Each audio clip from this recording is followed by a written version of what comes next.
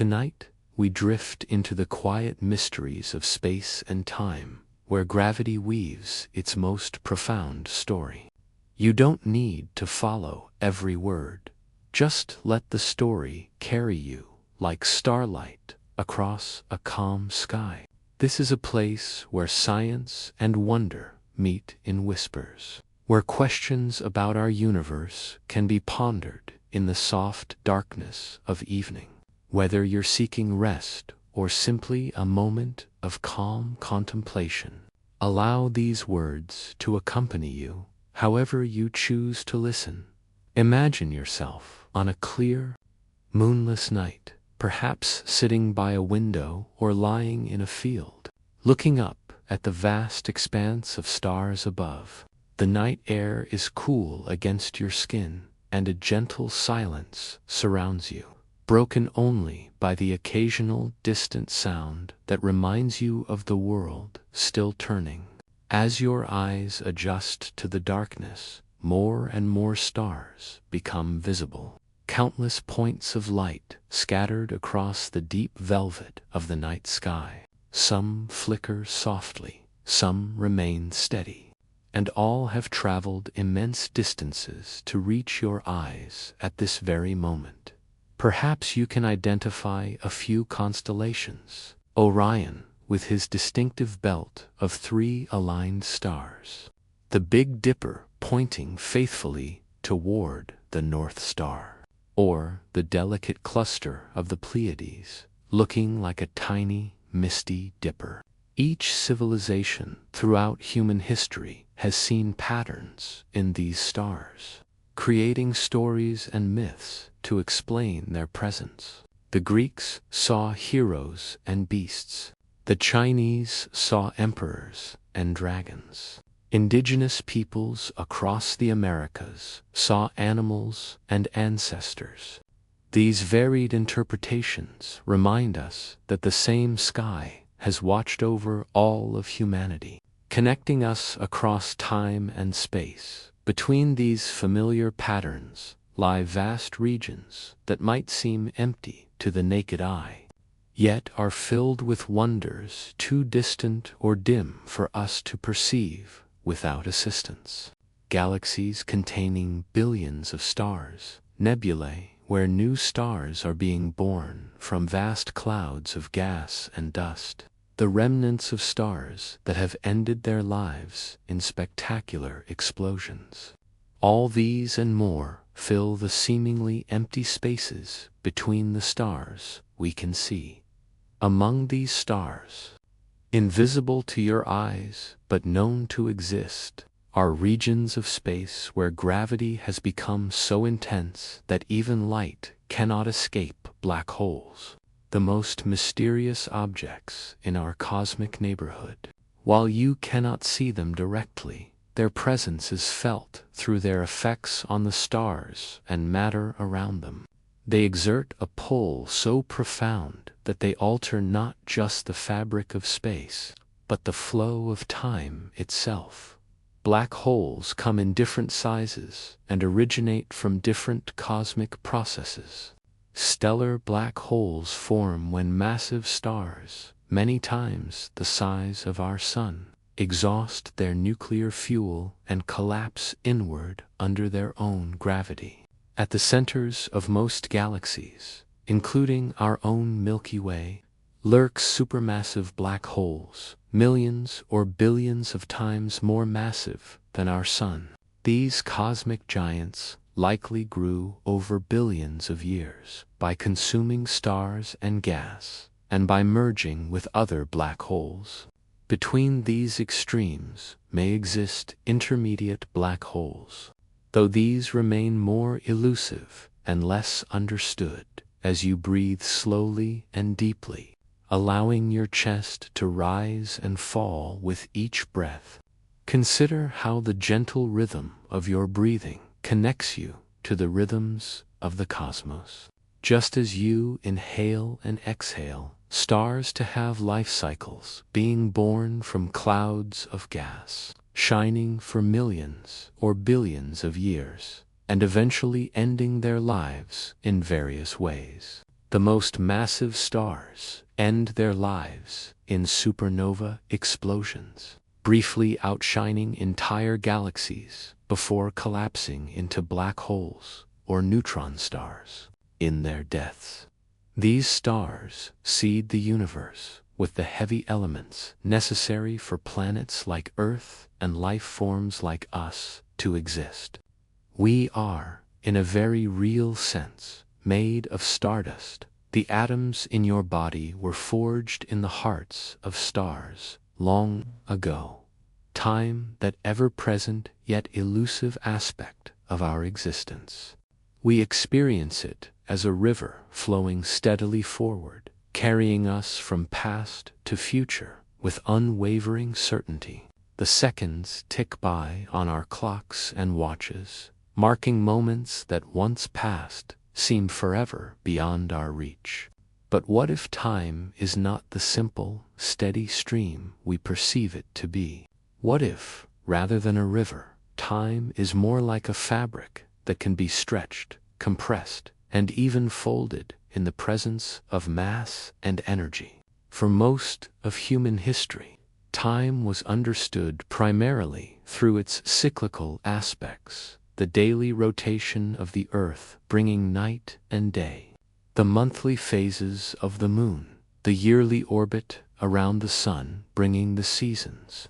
These natural cycles provided a framework for understanding time, but they suggested a universe that was essentially unchanging, eternal, with patterns repeating endlessly. The ancient Greeks, for instance, distinguished between chronos, measurable, sequential, time, and kairos, the right or opportune moment, a time of significance. Many ancient cultures developed sophisticated calendars to track these cycles, recognizing their importance for agriculture, religious observances, and navigation. It was Isaac Newton who first formalized the modern scientific conception of time in the 17th century. In his Principia Mathematica, Newton described time as absolute, flowing uniformly and independently of any external influence. In Newton's universe, time was like an invisible river, carrying everything forward at the same rate. This view aligned with our intuitive experience and served as the foundation for classical physics for more than 2 centuries. But in the early 20th century, a young patent clerk named Albert Einstein would fundamentally transform our understanding of time. Einstein's journey to this revolutionary insight began with simple thought experiments. What would happen, he wondered, if you could chase after a beam of light? What would you see? These seemingly simple questions led him to reconsider the nature of light, space, and time itself. This is one of the profound insights of Einstein's theory of relativity, that time and space are interwoven aspects of a single reality, spacetime. And nowhere is this interweaving more dramatically expressed than in the vicinity of a black hole. Here, in the presence of extreme gravity, time behaves in ways that challenge our everyday understanding. It slows, stretches, and at the boundary of the black hole, the event horizon, it seems to stand still relative to distant observers. Einstein's theory of relativity actually comprises 2 related theories. The first, special relativity, published in 1905, addresses the relationship between space and time for objects moving at constant speeds. It introduced the revolutionary concept that the speed of light is constant for all observers, regardless of their motion. This simple principle leads to profound consequences, including time dilation, the slowing of time for moving objects, and the equivalence of mass and energy, expressed in the famous equation E equals mc squared.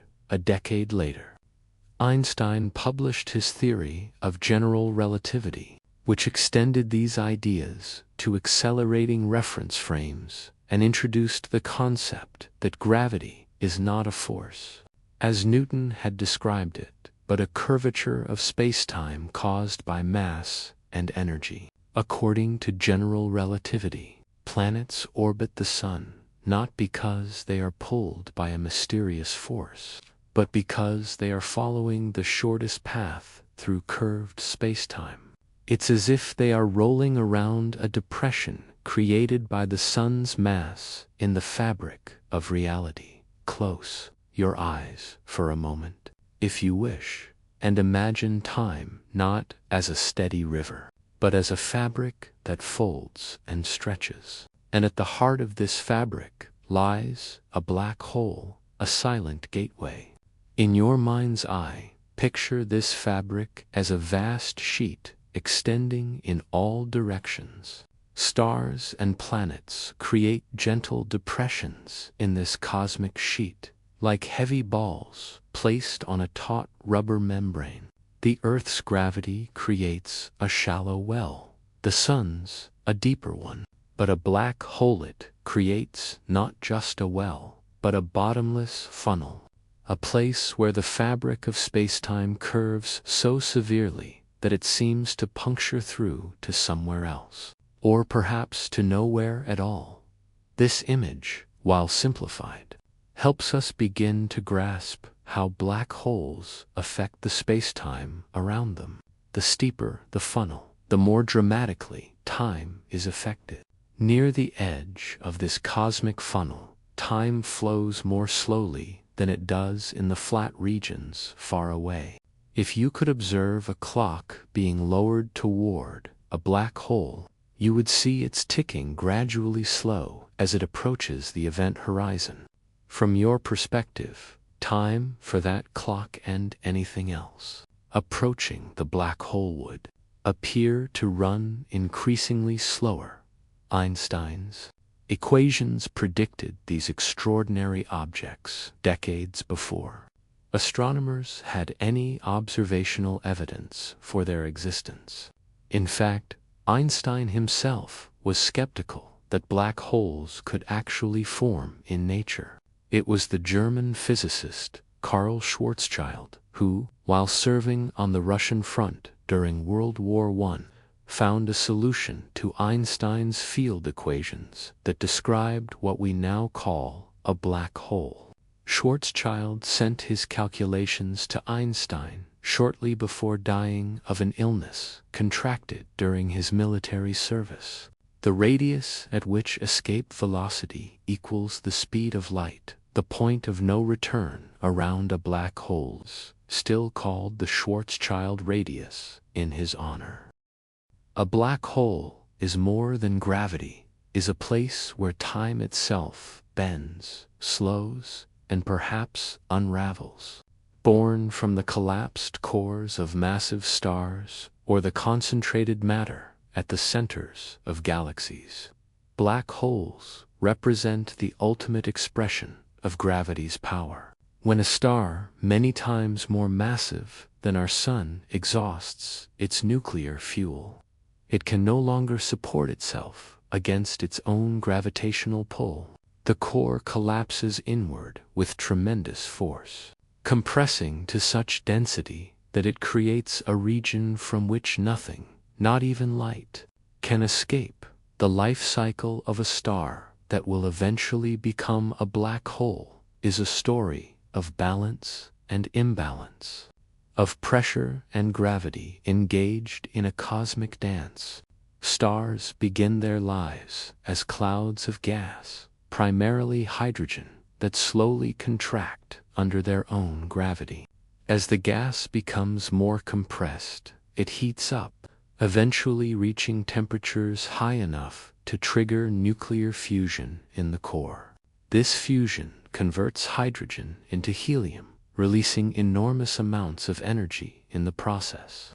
The outward pressure from this energy balances the inward pull of gravity. allowing the star to achieve a stable state that can last for millions or billions of years, depending on the star's mass. But stars, like all things, have finite lifespans. Eventually, they exhaust the hydrogen in their cores. For very massive stars, those at least 20 times the mass of our Sun, what follows is a sequence of increasingly desperate measures to stave off gravitational collapse. The star begins to fuse helium into carbon, then carbon into neon, neon into oxygen, oxygen into silicon, and finally silicon into iron. Each stage produces less energy than the one before, and each lasts for a shorter time. The production of iron marks the beginning of the end, as fusing iron consumes rather than releases energy. With its nuclear fuel exhausted and energy production ceased, the star's core can no longer resist the inward pull of gravity. It collapses catastrophically, the outer layers rebounding off the collapsing core in a spectacular supernova explosion. If the remaining core is massive enough, more than about 3 times the mass of our Sun, no known force can stop the collapse. The matter compresses beyond the density of an atomic nucleus, beyond what we can describe with our current understanding of physics. A black hole is born. The boundary marking this point of no return is the event horizon, so named because events that occur beyond it can never be observed from the outside. No information, no light, no signal of any kind can travel outward past this boundary. It's as if that region of spacetime has been cut off from the rest of the universe, at least in terms of communication. Yet the event horizon itself is not a physical surface, but a mathematical boundary, a sphere of influence where gravity's grip becomes absolute. The size of the event horizon, the Schwarzschild radius, is directly proportional to the mass of the black hole. For a black hole with the mass of our Sun, the event horizon would be just under 3 kilometers in radius. For the supermassive black hole at the center of our galaxy, with a mass of about 4 million suns, the event horizon has a radius of about 12 million kilometers, roughly 1/12 the distance from the Earth to the Sun. Despite these vast differences in size, the physics governing black holes is remarkably simple and elegant. As physicist John Wheeler once put it, black holes have no hair, meaning they can be completely described by just 3 parameters: mass, electric charge, and angular momentum spin.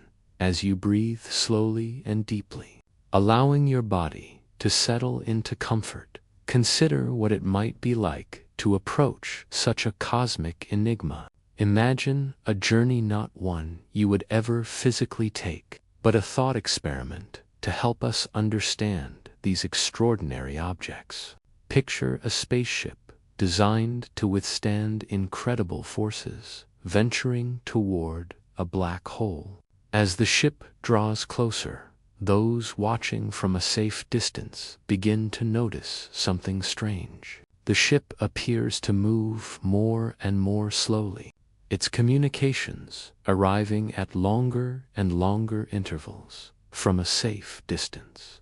The black hole itself would be invisible, perfect silhouette against the background of stars, a region where nothing shines. But surrounding this darkness might be an accretion disk, a swirling maelstrom of gas and dust being pulled into the black hole. As this material spirals inward, it heats up to millions of degrees, emitting radiation across the electromagnetic spectrum, from radio waves to visible light to X-ray. This glowing disk would create a striking contrast with the darkness at its center. like a cosmic frame highlighting the absence within. In April 2019, the Event Horizon Telescope collaboration released the first direct image of a black hole, or, more precisely, the shadow cast by a black hole against its glowing accretion disk. This remarkable achievement provided visual confirmation of what Einstein's equations had predicted a century earlier.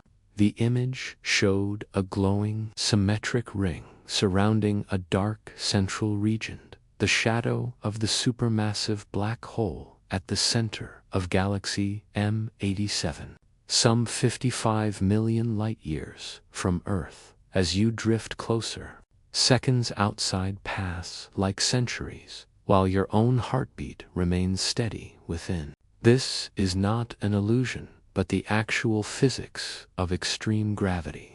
Time dilation, as this phenomenon is called, is a real effect predicted by Einstein's theories and confirmed by numerous experiments, though on Earth we can only detect it in subtle ways. Near a black hole, however, the effect becomes dramatically apparent. The time dilation effects we experience on Earth are minuscule compared to those near a black hole, but they are measurable and have practical implications.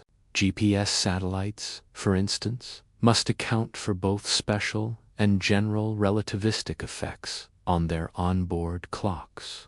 Without these corrections, GPS positions would drift by about 10 kilometers each day, rendering the system useless for navigation.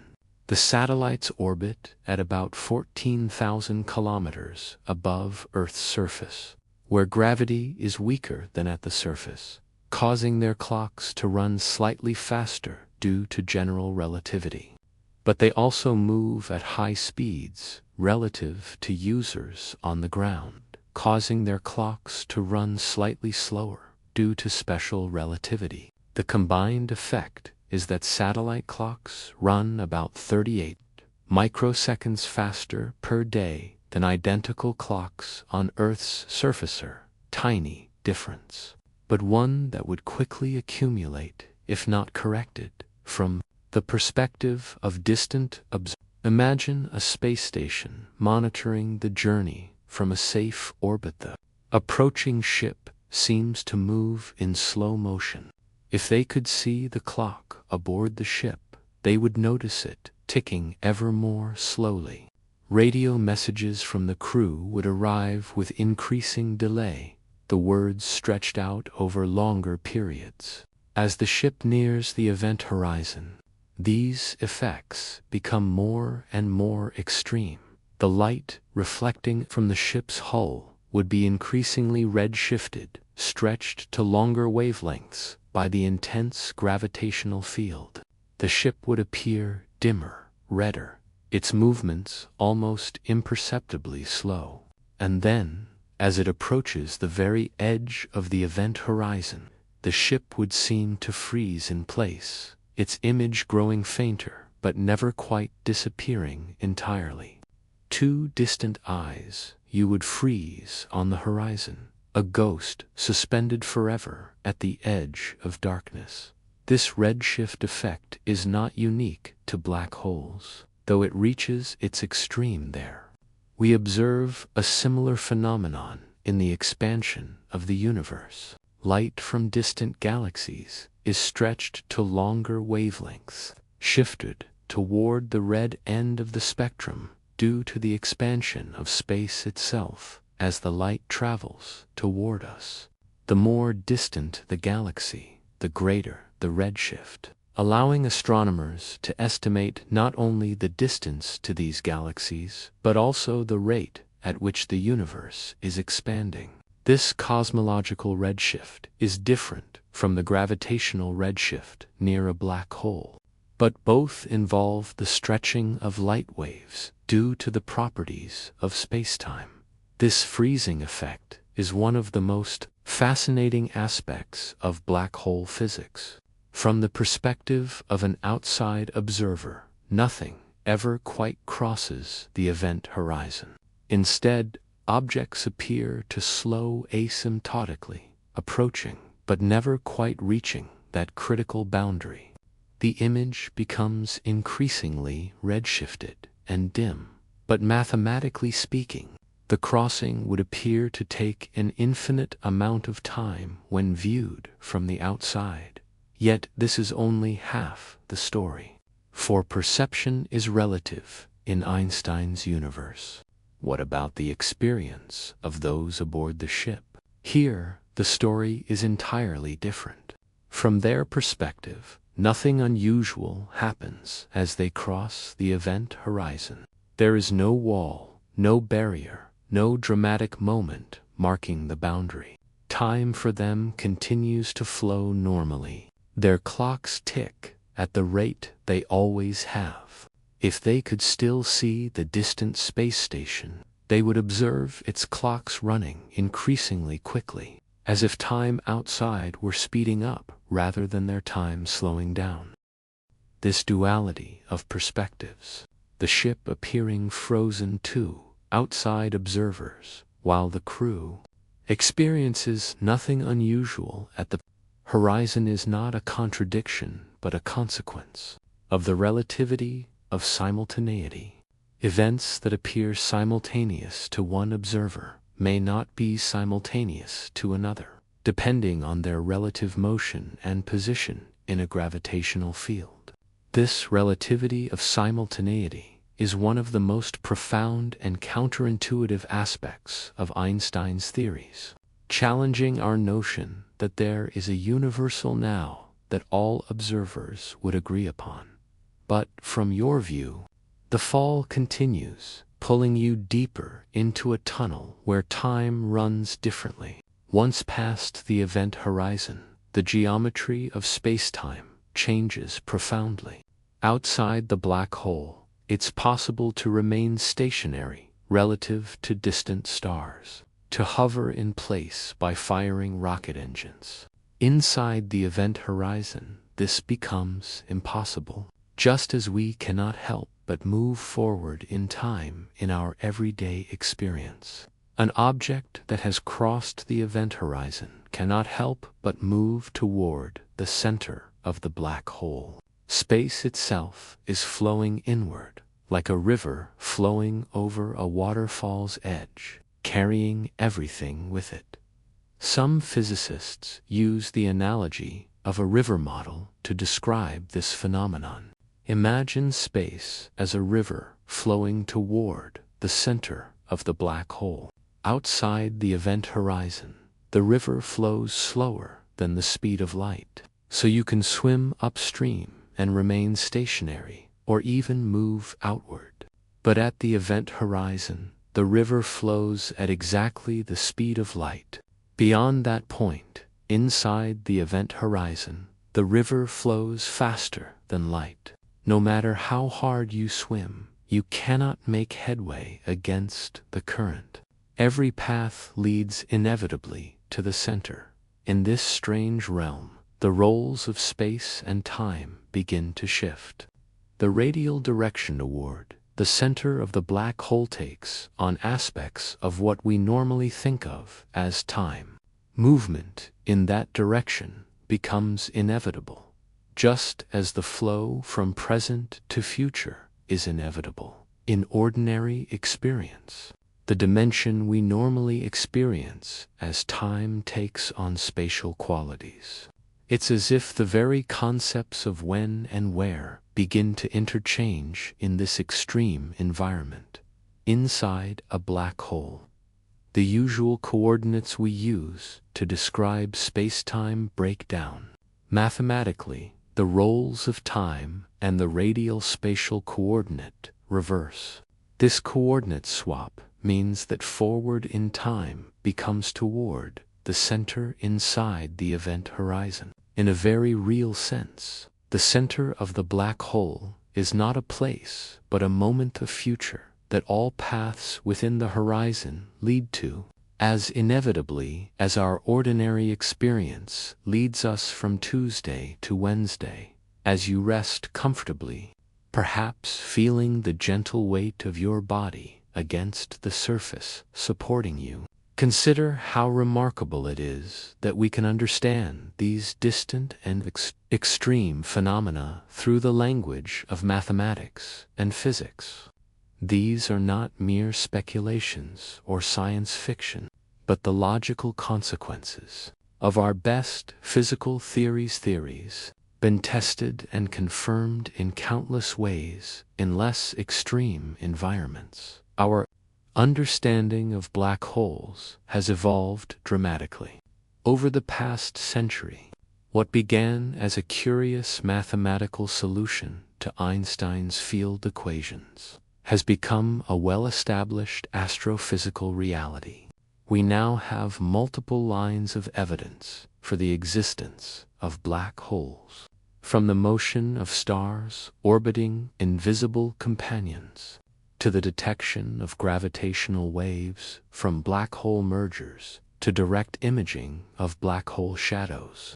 Each of these observational techniques provides a different window into the nature of these extraordinary objects, confirming predictions made by theory and sometimes revealing unexpected features that push our understanding forward. Physics tells us that a black hole is a one-way path, not through space, but into an unknown future. Once the event horizon is crossed, the center of the black hole lies in the future of any object inside, not merely in a spatial direction. This is difficult to visualize because it contradicts our everyday experience.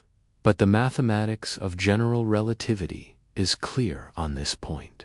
Inside a black hole, moving toward the center is as inevitable as moving from Tuesday to Wednesday in our normal experience. This inevitability raises profound questions about determinism and free will. In our ordinary lives, we feel that we have choices, that the future is not fixed but depends on decisions we make in the present.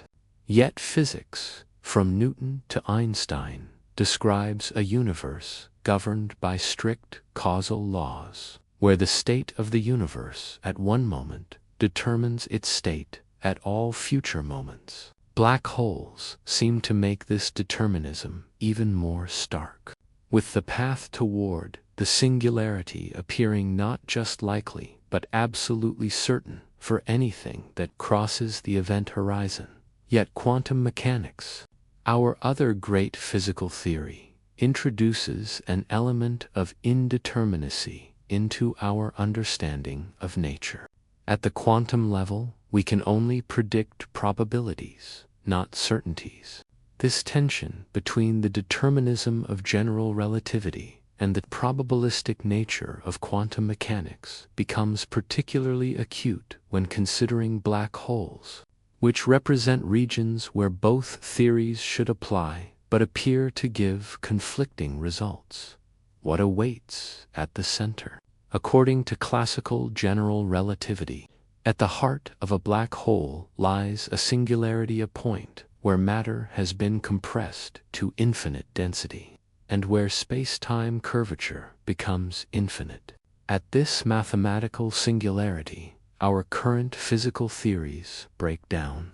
They cannot tell us what happens there because the equations yield infinities, which physicists generally interpret as signs that a more comprehensive theory is needed. The concept of a singularity, a point of infinite density and infinite spacetime, many physicists as unphysical, a sign that our theories are reaching their limits rather than a description of physical reality.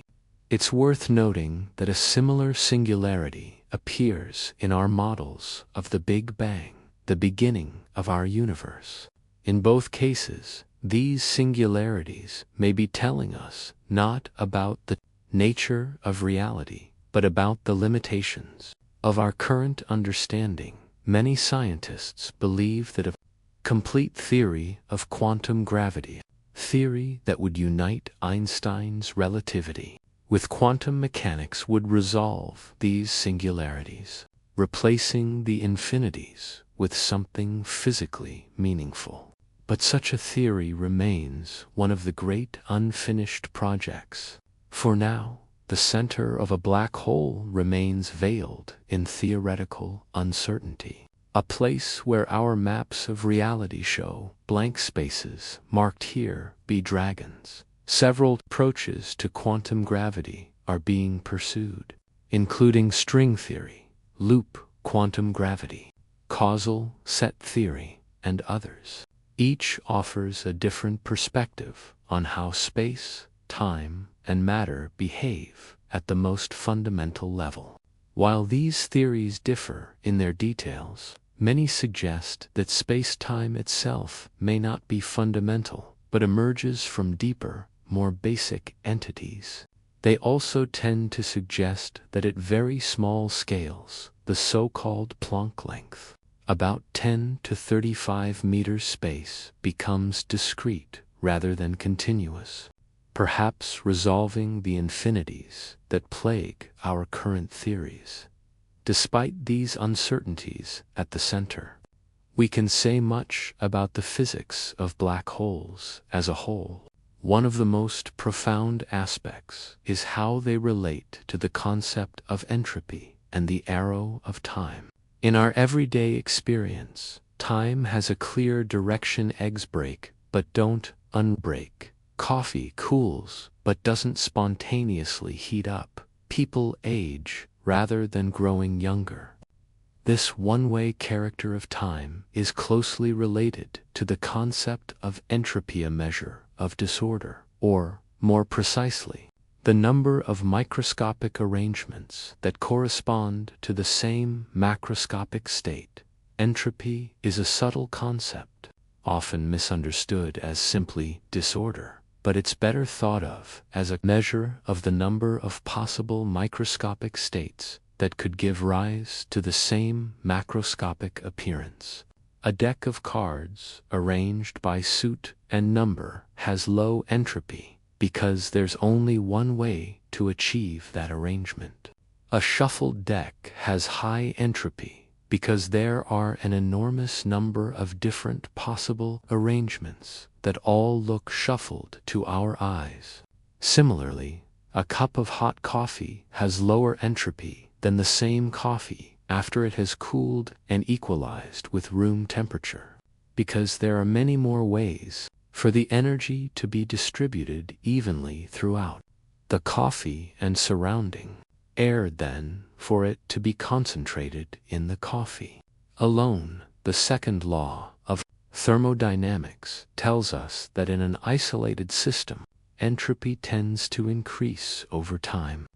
This provides what physicists call the thermodynamic arrow of time, pointing from lower to higher entropy states. It's why a dropped glass shatters on the floor, but doesn't reassemble itself and leap back into your hand. There are far more ways for the glass to be broken than to be whole. So random changes almost always lead toward the broken state rather than away from it. Entropy still guides the arrow of time, but inside this cosmic trap, the arrow may twist in unfamiliar ways. Black holes themselves are states of extraordinarily high entropy. Indeed, they represent the maximum possible entropy for a given mass and volume. This is related to the fact that black holes appear to be remarkably simple objects from the outside. No matter what falls into them, whether stars, planets, or more exotic forms of matter, black hole is completely characterized by just three parameters: mass, electric charge, and angular momentum, or spin. All other information about what formed the black hole or fell into it seems to be lost in the 1970s. Physicist Jacob Bekenstein proposed that black holes have entropy proportional to the area of their event horizons, not their volume, as might be expected. Stephen Hawking initially disagreed with this idea, But his own calculations eventually not only confirmed Bekenstein's proposal, but provided the exact coefficient. The Bekenstein-Hawking entropy formula tells us that a black hole with an event horizon of area A has an entropy proportional to A for inappropriate units. This result is striking because it suggests a deep connection between gravity, thermodynamics, and information theory areas of physics that had previously seemed largely separate. This simplicity was captured by physicist John Wheeler in his famous phrase, "Black holes have no hair." By this, he meant they have no distinguishing features beyond those three basic parameters. If two black holes have the same mass, charge, and spin, they are, from the outside, completely identical, regardless of whether one formed from the collapse of a star made primarily of hydrogen and the other from a star rich in heavier elements. Wheeler, who coined not only the term black hole, but also wormhole and quantum foam, was known for his ability to distill complex physical concepts into memorable phrases. His no-hair theorem expresses the remarkable simplicity of black holes' objects that, despite their complex origins and the vast amount of information that may have fallen into them, can be completely described by just three numbers. This simplicity stands in stark contrast to other astrophysical objects, like stars and planets, which require many parameters to fully characterize. This loss of information created a significant puzzle in theoretical physics, known as the black hole information paradox. Quantum mechanics suggests that information cannot be destroyed. The complete description of a system at one time should, in principle, allow us to determine its state at any other time, past or future. But black holes seemed to violate this principle by swallowing information and making it permanently inaccessible. The information paradox strikes at the heart of a fundamental principle in quantum mechanics: unitarity. Unitarity essentially means that quantum systems evolve in a way that preserves information. If you know the exact quantum state of a system at one time, you should be able to predict its exact state at any future time, and also reconstruct its exact state at any past time. This reversibility is built into the basic equations of quantum mechanics. But black holes, with their apparent ability to destroy information, seemed to violate this principle, creating a profound conflict between our two most successful physical theories, quantum mechanics and general relativity. Light itself cannot escape. Photons that once carried memories of the past are swallowed, vanishing from the universe. When light falls into a black hole, the information it carried, whether the spectrum of a distant star, the pages of a book, or the pattern of a person's face, seems to be lost forever. This apparent destruction of information challenged one of the fundamental principles of quantum physics. Imagine a book falling into a black hole. The book contains information, the words on its pages, the arrangement of ink molecules, the specific configuration of atoms that make up its physical form. According to classical general relativity, once the book crosses the event horizon, this information is permanently lost to the outside universe. The black hole grows slightly in mass, but nothing about its appearance reveals whether it swallowed a book, a star, or something else entirely. Yet, quantum mechanics insists that information cannot be destroyed. This tension between our two most successful physical theories created what physicist Leonard Susskind called a crisis in the foundations of physics. The resolution to this paradox remains an active area of research, but significant progress came through the work of Stephen Hawking, who discovered that black holes are not entirely black.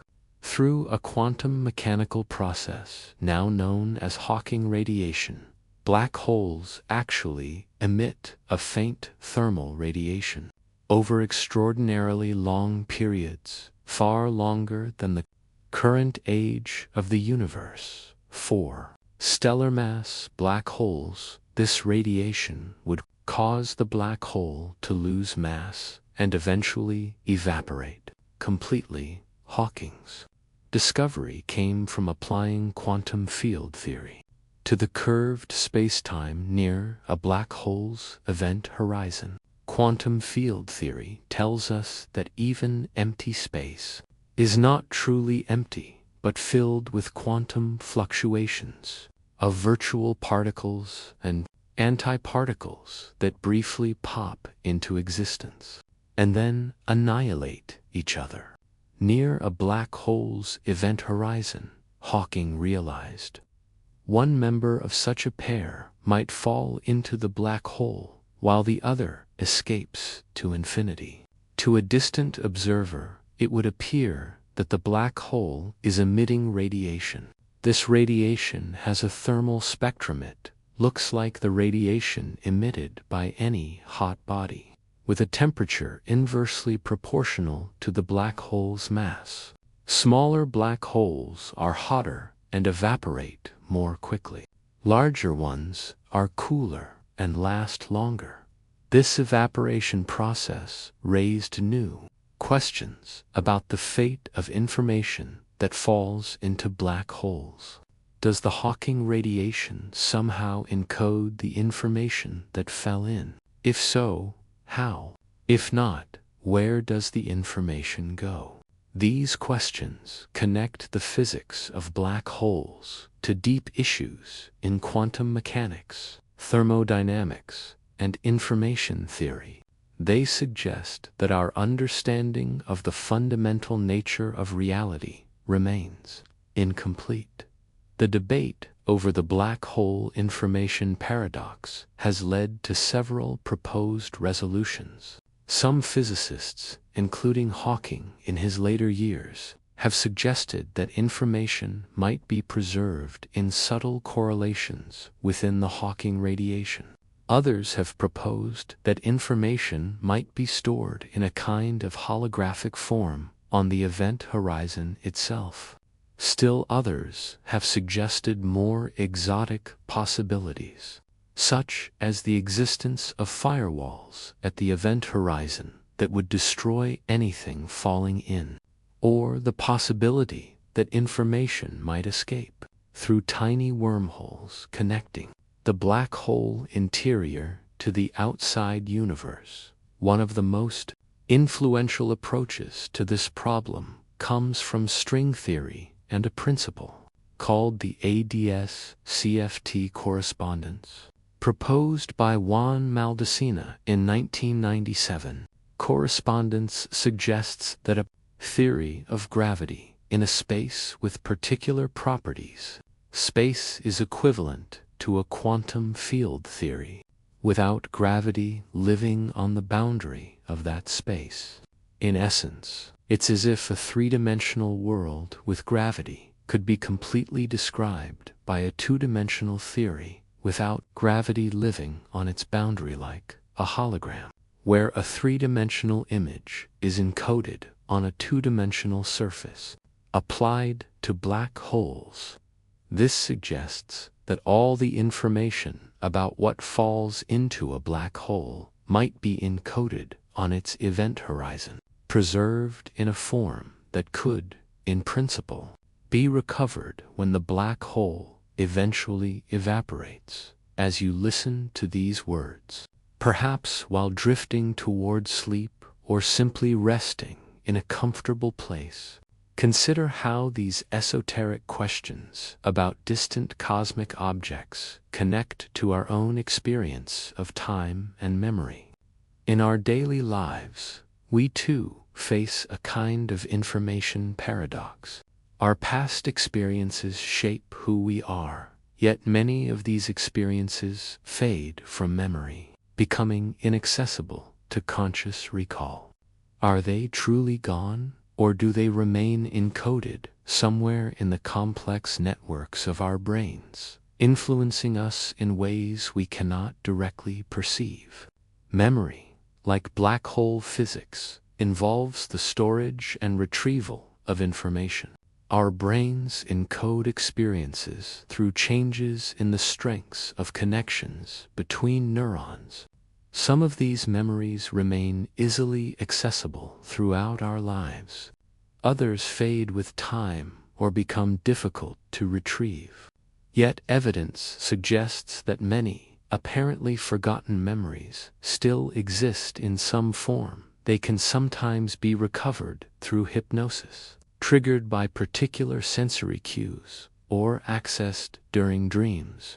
Like information that falls into a black hole, our memories may not be truly lost, but transformed into forms that are difficult for our conscious minds to access. Some imagine the singularity as an end of time, where clocks lose meaning and events collapse into silence. In the classical picture of a black hole, the singularity represents a kind of endpoint, not just of space, but potentially of time itself. At the singularity, the curvature of spacetime becomes infinite, suggesting a point where our current understanding of physics cannot penetrate. It's as if the movie of reality reaches its final frame and then stops. The singularity at the center of a black hole represents a boundary not just of space, but of our physical theories themselves. Here, the smooth, continuous geometry described by general relativity breaks down, suggesting that a more comprehensive theory is needed. This theoretical boundary is sometimes called a naked singularity, a singularity not clothed by an event horizon. While classical general relativity permits such naked singularities to form under certain conditions, many physicists believe that a principle called cosmic censorship, proposed by Roger Penrose, may prevent them from occurring in nature.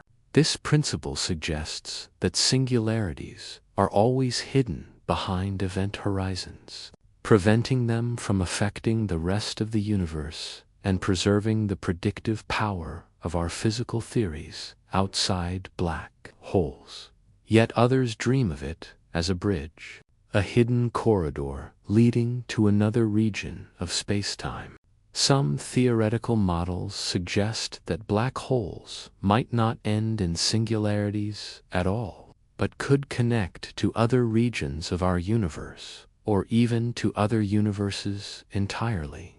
These theoretical structures, called wormholes or Einstein-Rosen bridges, would create shortcuts through spacetime, potentially allowing travel to distant regions that would otherwise take billions of years to reach. The concept of a worm tunnel through spacetime connecting distant regions was first suggested by Einstein and his colleague Nathan Rosen in 1935 in their original paper. They were not thinking about travel, but trying to construct a mathematical model of an elementary particle using the equations of general relativity. What they found was a solution that connected to regions of spacetime through a kind of bridge, what we now call an Einstein-Rosen bridge or wormhole. The wormholes described by Einstein-Rosen bridges are not traversable, they collapse too quickly for anything to pass through them. But later theoretical work by physicists like Kip Thorne has shown that if a form of matter with negative energy density could exist or be created technologically. It might be possible to hold a wormhole open long enough for something to pass through. While such exotic matter has not been observed in nature and may not be possible to create in sufficient quantities, these theoretical explorations have expanded our understanding of what might be possible within the framework of Einstein's theories. While traversable wormholes remain speculative and would require exotic forms of matter with negative energy density to remain stable, they capture our imagination because they suggest that the apparent finality of a black hole might be an illusion. Perhaps what seems like an ending from one perspective is actually a transition, a doorway to new and unexpected realms. This possibility has been explored, not just in scientific papers, but in science fiction as well. Films like Interstellar and novels like Contact by Carl Sagan, later made into a film, use wormholes as plot devices to allow humans to travel to distant parts of the universe. While these fictional portrayals often take liberties with the physics for the sake of the story, they capture something of the wonder and mystery that surrounds these theoretical constructs. If so, to enter a black hole may be to leap into the deep future, skipping across cosmic chapters unread. This perspective sees black holes not as cosmic dead ends, but as accelerators, propelling matter and energy forward in time at an extraordinary rate. From the perspective of someone falling into a black hole, the entire future history of the external universe might unfold. In the brief moments before they reach the center, at least in principle, though in practice they would not be able to observe it. This time dilation effect reaches its extreme near the event horizon of a black hole. If you could somehow hover just outside the event horizon, which would require enormous energy, you would observe the external universe evolving at an accelerated rate. Stars would be born, live out their lives, and die in what would seem like moments to you. Galaxies would evolve, collide, and merge.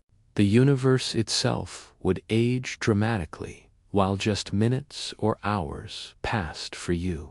The boundary, the event horizon, feels like a curtain once crossed. No return is possible.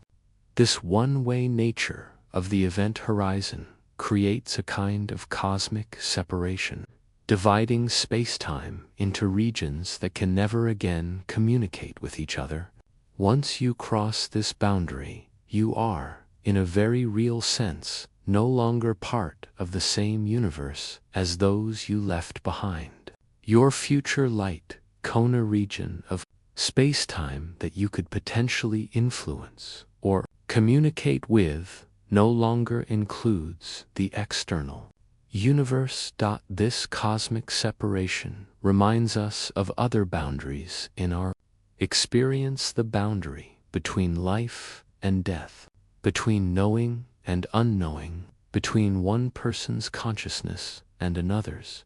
Such boundaries define and limit our experience, yet they also create the conditions for meaning and connection.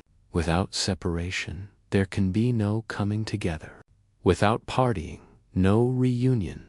To outside observers, you are lost. To you, time continues smoothly, unaware of the universe's grief. This disconnect between perspectives highlights one of the most profound aspects of relativity, that different observers can have radically different experiences of the same events. There is no universal now that all observers would agree upon. What is simultaneous for one observer may be sequential for another. What appears as spatial separation to one may include a temporal component for another. This relativity of experience invites us to consider the nature of reality itself. Is there an objective reality that exists independently of observation, or is reality fundamentally observer-dependent? Quantum mechanics further complicates this question, suggesting that at the most fundamental level, observation itself plays a role in determining what we call reality. The famous measurement problem in quantum mechanics highlights this role of the observer. Before a quantum system is measured, it exists in a superposition of states, multiple possibilities coexisting.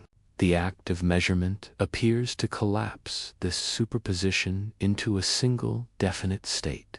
But what constitutes a measurement?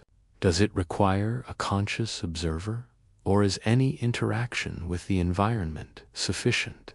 These questions have been debated since the early days of quantum theory and remain unresolved. Some interpretations, like the Copenhagen interpretation, place the observer in a special role. Others, like the many worlds interpretation, suggest that all possible outcomes occur in different branches of reality, with the observer becoming entangled with the branch they experience as the night deepens around you, and perhaps your eyelids grow heavy. Consider how these ideas about black holes and time challenge our intuitive understanding of the world. We are accustomed to thinking of time as absolute and universal, flowing at the same rate for everyone. We assume that events have a fixed order, and that causality, the relationship between cause and effect, is clear and unambiguous. Black holes reveal a universe that is stranger and more flexible than these intuitions suggest. Yet despite their strangeness, black holes are governed by the same physical laws that operate throughout the universe. The principles of conservation of energy, conservation of angular momentum, and the laws of thermodynamics apply to black holes just as they do to other physical systems. In fact, black holes have helped physicists deepen their understanding of these laws, revealing connections between gravity, quantum mechanics, and information theory that might otherwise have remained hidden. This paradox invites reflection. Is the future already written, waiting like a destination, or does it bloom only when we arrive? In a deterministic view of physics, where the state of the universe at one moment completely determines its state at all future moments, the future might be seen as already existing in some sense, predetermined by the current state of things, like a movie reel waiting to be played. Each frame already exists, even if we haven't viewed it yet. This deterministic view was expressed by the mathematician Pierre-Simon Laplace, who imagined an intelligence later called Laplace's demon that, knowing the precise position and momentum of every particle in the universe at a given moment, could predict the entire future and retrodict the entire past. For such an intelligence, Laplace wrote, nothing would be uncertain, and the future, like the past, would be present to its eyes. Yet quantum mechanics introduces an element of indeterminacy into our understanding of nature. At the quantum level, we can only predict probabilities, not certainties. This suggests a future that is not fully determined, one that contains multiple possibilities that resolve into actuality only through the process of measurement or interaction. In this view, the future doesn't exist until it happens. It is created moment by moment through the unfolding of quantum. Potentialities. Niels Bohr, one of the founders of quantum mechanics, expressed this view when he said, "Prediction is very difficult, especially about the future. His quip captured something profound about quantum reality, that there are inherent limits to what we can know about future states, not because of practical limitations in our measuring apparatus, but because of fundamental principles built into the fabric of reality itself. Black holes seem to straddle these perspectives. On one hand, the inevitability of movement toward the singularity once the event horizon has been crossed suggests a kind of determinism. On the other hand, the quantum processes that give rise to Hawking radiation introduce an element of randomness and probability. The black hole seems to whisper that the future may not be a choice, but a gravitational inevitability. Once you cross the event horizon, your path toward the center becomes as certain as the forward flow of time itself. No amount of rocket thrust, no technological intervention, no exercise of will can prevent your journey to the center. This seems to echo a deterministic view of the future, where free will might be an illusion and our paths are fixed by the initial conditions of the universe and the laws of physics. Yet even in this deterministic scenario, the future remains unknown to us.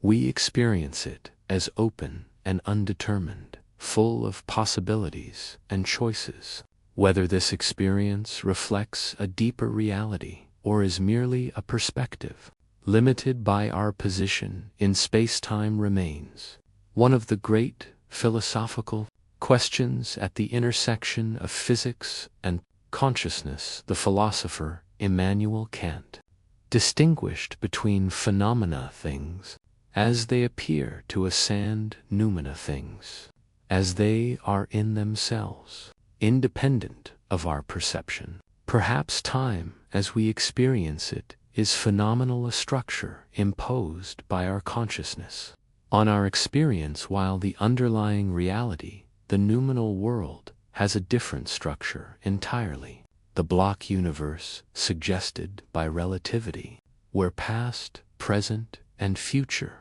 exist with equal reality, might be closer to this noumenal reality than our everyday experience of flowing time. As you rest in this quiet moment, perhaps feeling the gentle weight of your body against the surface supporting you, consider how the apparent one-way nature of time shapes our experience of life. We remember the past, but not the future. We can influence the future, but not the past. This asymmetry gives our lives a direction, a sense of purpose and possibility. It allows for growth, learning, and evolution. The arrow of time points not just toward increasing entropy, but toward increasing complexity and organization in certain systems.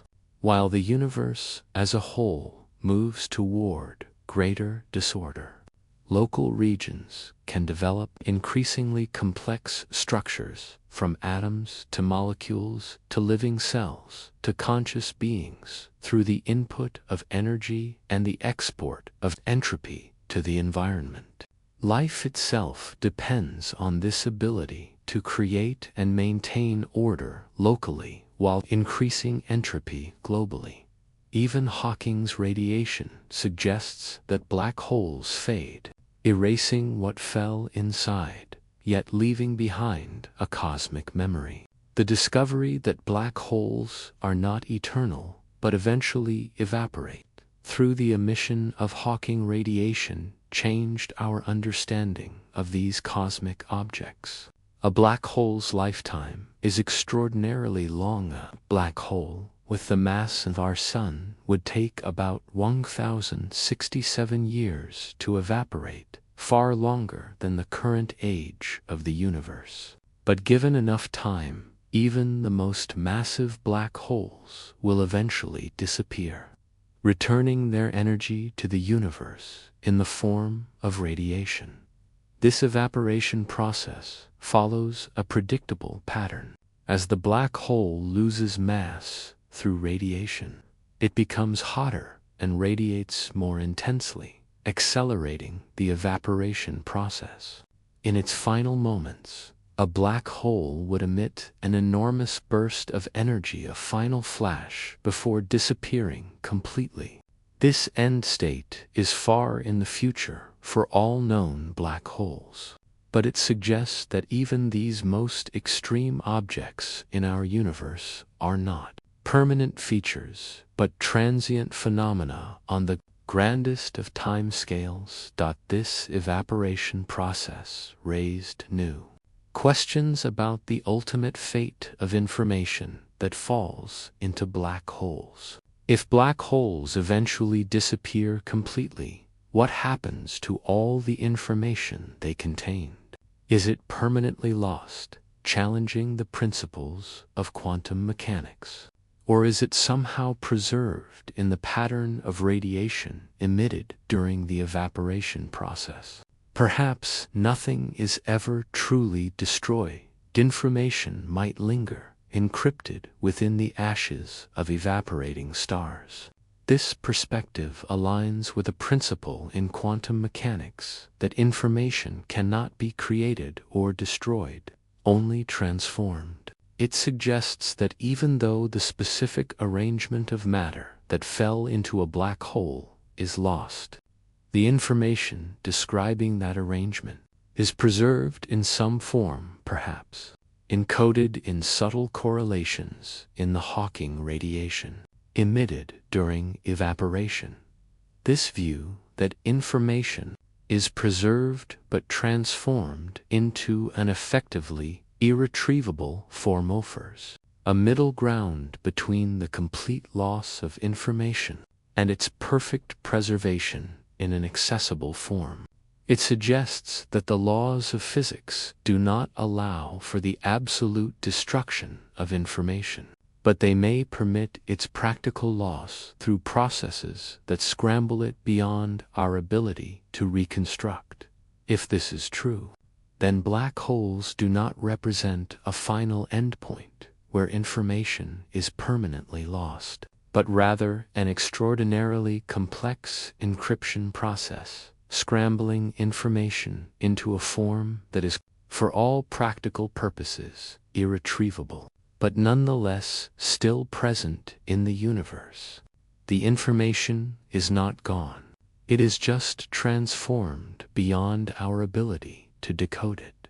This perspective offers a kind of cosmic consolation, a sense that nothing is ever truly lost from the universe, that every event, every arrangement of matter and energy leaves a permanent, if indecipherable, trace, like the fading ripples from a stone thrown into a pond.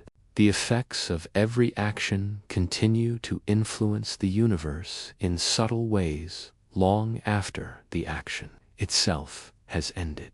If you enter, are you traveling into the future, or are you dissolving into a timeless now? This question captures the dual nature of black holes in relation to time. On one hand, crossing the event horizon can be seen as a journey into the distant future of the external universe, as time dilation stretches moments outside the black hole into eons from the perspective of the falling observer. On the other hand, it can be viewed as an entry into a region where the normal flow of time breaks down, where the future becomes as fixed and inevitable as we perceive the past to be. Perhaps it is both a journey to a place where our usual distinctions between past, present, and future lose their meaning, where time becomes something other than the linear progression we experience in our daily lives. The black hole might be seen as a gateway to a different relationship with time itself, one that transcends our ordinary experience. The stars will shine long after we are gone, their light crossing endless space. But tonight they shine here with you in silence. The questions we've explored about time and black holes will continue to fascinate and challenge scientists and philosophers for generations to come. There are no final answers, only deeper questions and more beautiful mysteries. May your evening be calm and your rest be deep, as you drift among these cosmic thoughts, carried gently by the river of time that flows around us all, the boundary. The event horizon feels like a curtain once crossed. No return is possible. This one-way nature of the event horizon creates a kind of cosmic separation, dividing spacetime into regions that can never again communicate with each other. Once you cross this boundary, you are, in a very real sense, no longer part of the same universe as those you left behind. Your future light cone, the region of spacetime that you could potentially influence or communicate with, no longer includes the external universe. Imagine this boundary not as a physical barrier, but as a mathematical division, a place where the equations that describe our universe shift their meaning. There is no sensation as you cross it, no sudden jolt or transformation. If you were falling feet first into a black hole, you would not feel the event horizon pass over your body. There would be no moment when you could say, "Now I have crossed." Yet this invisible, intangible boundary represents one of the most profound thresholds in nature, a point of no return, defined not by material substance, but by the curvature of spacetime itself. This threshold has a peculiar geometry. For a non-rotating black hole, the event horizon forms a perfect sphere. If the black hole rotates, the horizon bulges slightly at the equator, like a spinning planet. The faster the rotation, the more pronounced the bulge. But regardless of its precise shape, the horizon always encloses a region that is causally disconnected from the rest of the universe. Information can flow in, but nothing can flow out. The size of this boundary depends on the black hole's mass. For a black hole with the mass of our Sun, the event horizon would have a radius of about 3 kilometers. For the supermassive black hole at the center of our galaxy, Sagittarius A*, with its mass of approximately 4 million suns, the event horizon stretches to about 12 million kilometers, roughly 17 times the radius of our Sun. And yet, even these vast dimensions are tiny compared to astronomical distances.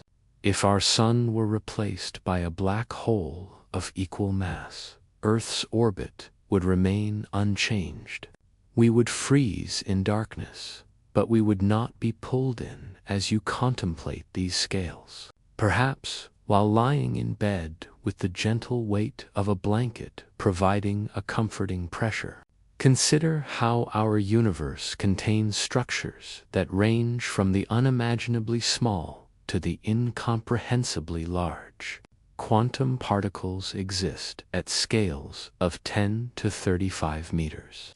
While the observable universe extends some 93 billion light-years across, black holes span this vast range. From microscopic holes that might have formed in the extreme conditions of the early universe to behemoths billions of times more massive than our Sun, lurking at the centers of galaxies.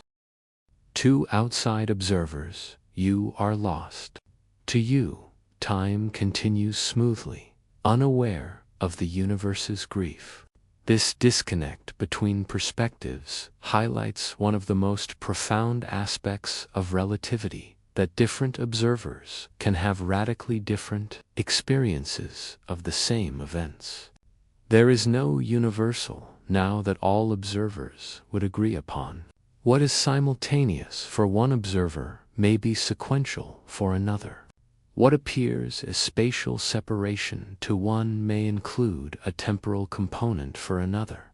In our everyday lives, we take for granted that if two events occur at the same time, everyone would agree on their simultaneity. If two lightning bolts strike at the same moment in different locations, we assume this simultaneity is an objective fact. But Einstein showed that observers moving relative to each other would disagree about whether the lightning bolts struck simultaneously. For an observer moving toward one bolt and away from the other, the bolt they're approaching would appear to strike first. For an observer moving in the opposite direction, the other bolt would appear to strike first. Neither observer is wrong. They simply experience different slices of a four-dimensional reality. This relativity of simultaneity emerged from Einstein's analysis of how we synchronize clocks and measure time to determine whether distant events are simultaneous. We must account for the time it takes signals to travel between locations. When observers are in relative motion, their different states of movement affect how they make these measurements, leading to different conclusions about the timing of events. Near a black hole, these effects become even more dramatic. Imagine two observers, one remaining at a safe distance, and the other falling toward the event horizon. As the falling observer approaches the horizon, the distant observer sees them moving more and more slowly, eventually appearing to freeze at the boundary. But the falling observer experiences no such freezing. To them, time continues to flow normally, and they cross the horizon without incident. Who is right? Both are, from their own perspectives. The different measurements aren't errors or illusions, but consequences of how space-time itself behaves. In the presence of extreme gravity, each observer's experience is equally valid, equally real, even though they contradict each other. This divergence of experiences near a black hole reveals something profound about the nature of reality, that it cannot be reduced to a single universal perspective. Reality, in some sense, is observer-dependent. This relativity of experience invites us to consider the nature of reality itself. Is there an objective reality that exists independently of observation, or is reality fundamentally observer-dependent? Quantum mechanics further complicates this question, suggesting that at the most fundamental level, observation itself plays a role in determining what we call reality. The famous double-slit experiment illustrates this point. When scientists fire individual particles, photons, even entire atoms, through a pair of narrow slits, they create an interference pattern on a detector screen, suggesting that each particle passes through both slits simultaneously, like a wave. But if they place detectors to observe which slit each particle passes through, the interference pattern disappears, and the particles behave like discrete objects passing through one slit or the other, not both. The act of observation appears to change the behavior of the particles. Niels Bohr, one of the founders of quantum mechanics, captured this puzzling relationship between observation and reality in his principle of complementarity. Some aspects of quantum systems cannot be observed simultaneously, like a particle's position and momentum, or its wave-like and particle-like properties. These complementary aspects are not separate qualities, but different manifestations of the same underlying reality, revealed through different experimental arrangements. Werner Heisenberg expressed a similar idea when he wrote, "What we observe is not nature in itself, but but nature exposed to our method of questioning. This perspective suggests that reality is not something fixed and independent that we passively observe, but something that emerges through the interaction between observer and observed as the cool night air flows gently through your room, perhaps carrying the distant sounds of the world outside, the occasional car passing, the rustle of leaves, the soft hooting of an owl. Consider how your sensory experience of the world is not a direct perception of things as they are, but a construction created by your nervous system. The colors you see are your brain's interpretation of certain wavelengths of light. The sounds you hear are mental representations of pressure waves in the air. Your experience of the world is shaped by the specific sensory apparatus you possess and the way your brain processes the signals it receives. In a similar way, our scientific understanding of reality is shaped by the questions we ask and the tools we use to investigate them.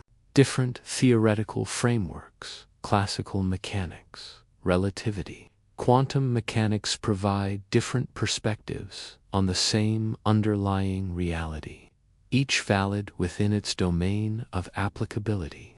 Like the blind men in the ancient parable who encountered different parts of an elephant and come to different conclusions about what they're touching, our various scientific theories may each capture aspects of a reality too vast and complex for any single perspective to encompass completely.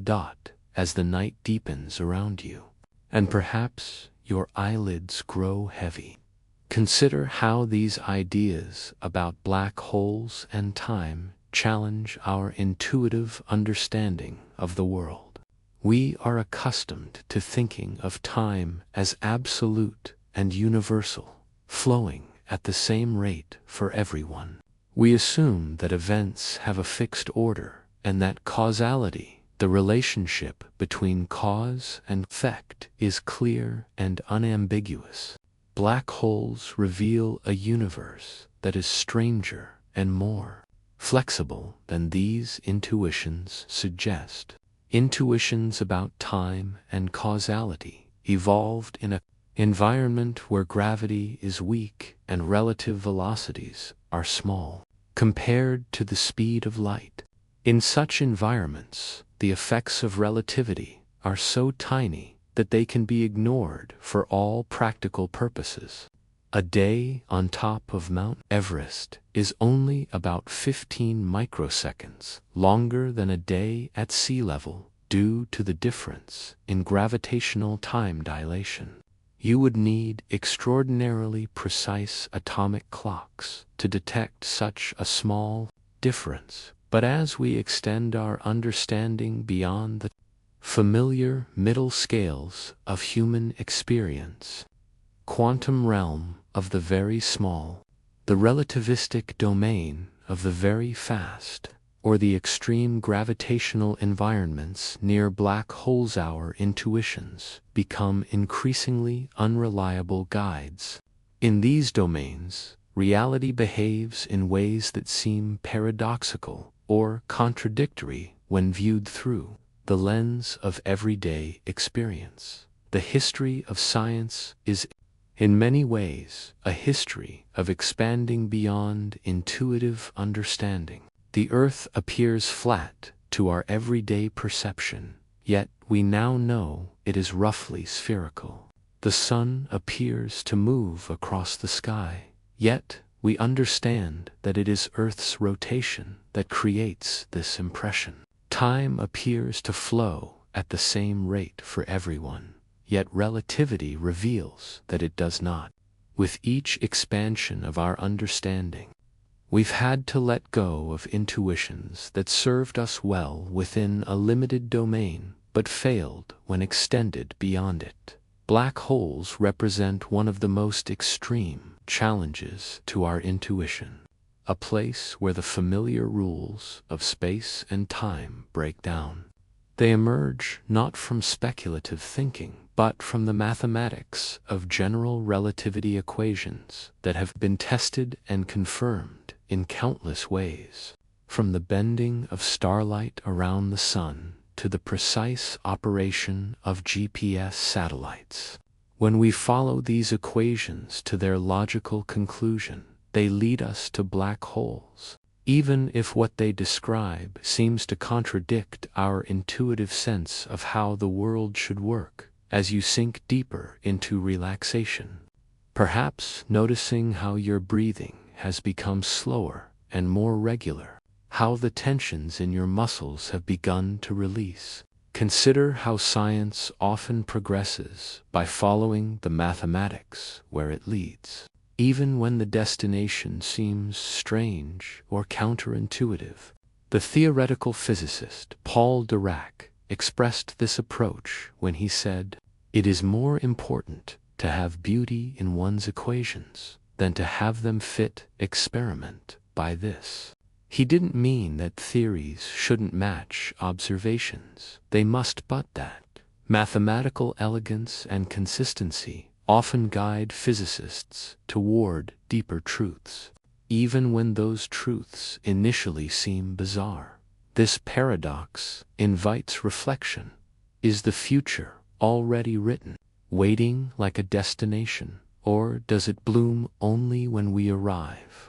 In a deterministic view of physics, where the state of the universe at one moment completely determines its state at all future moments, the future might be seen as already existing in some sense, predetermined by the current state of things, like a movie reel waiting to be played. Each frame already exists, even if we haven't viewed it yet. The deterministic view has deep roots in the history of physics. Isaac Newton's laws of motion, which dominated scientific thinking for over 2 centuries, describe a clockwork universe where the future position and momentum of every particle can, in principle, be calculated with perfect accuracy, given enough information about the present. In this Newtonian universe, if we knew the exact position and momentum of every particle at one moment, we could predict with certainty the entire future history of the cosmos. This view was expressed most clearly by the French mathematician Pierre-Simon Laplace, who wrote in 1814, "This hypothetical intellect, later called Laplace's demon, represented the ultimate expression of determinism, a universe where uncertainty exists only because of our limited knowledge, not because of any inherent indeterminacy in nature itself. Yet, quantum mechanics introduces an element of indeterminacy into our understanding of nature. At the quantum level, we can only predict probabilities, not certainties. This suggests a future that is not fully determined, one that contains multiple possibilities that resolve into actuality only through the process of measurement or interaction. In this view, the future doesn't exist until it happens. It is created moment by moment through the unfolding of quantum potentialities. Consider the quantum behavior of a single electron.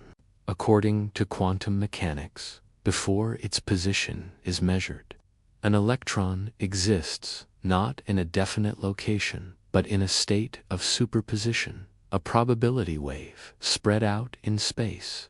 This wave doesn't represent our uncertainty about where the electron really is, according to standard interpretations of quantum mechanics. This probability distribution is the most complete description possible of the electron's state. Only when measured does the electron's position become definite, and the particular position observed cannot be predicted with certainty, only with probability. This fundamental indeterminacy led Einstein to express his discomfort with quantum mechanics in his famous phrase, "God does not play dice with the universe. He believed that quantum mechanics, while successful in its predictions, must be incomplete, that there must be hidden variables that, if known, would restore determinism to physics. But subsequent theoretical work by John Bell and experimental tests of Bell's inequality suggest that such hidden variable theories, at least those that preserve locality, the principle that distant objects cannot influence each other instantaneously, cannot reproduce all the predictions of quantum mechanics. Black holes seem to straddle these perspectives. On one hand, the inevitability of movement toward the singularity once the event horizon has been crossed suggests a kind of determinism. On the other hand, the quantum processes that give rise to Hawking radiation introduce an element of randomness and probability. This tension between determinism and indeterminacy, between relativity and quantum mechanics, lies at the heart of many current efforts to develop a theory of quantum gravity unified framework that would apply to the extreme conditions near the singularity of a black hole, where both quantum effects and gravitational effects are strong. Various approaches, including string theory, loop quantum gravity, and causal set theory, offer different perspectives on how these apparently contradictory aspects of reality might be reconciled. String theory, for instance, suggests that the fundamental constituents of reality are not point-like particles, but tiny, one-dimensional strings whose vibrations give rise to the different particles we observe. In this framework, space and time themselves emerge from more fundamental entities, and the apparent contradictions between relativity and quantum mechanics are resolved in a higher dimensional space. Loop quantum gravity takes a different approach, suggesting that space-time itself has a discrete quantum structure at the smallest scales, a kind of quantum foam, rather than a smooth continuum. In this view, the singularities predicted by classical general relativity are replaced by regions of extremely high but finite density.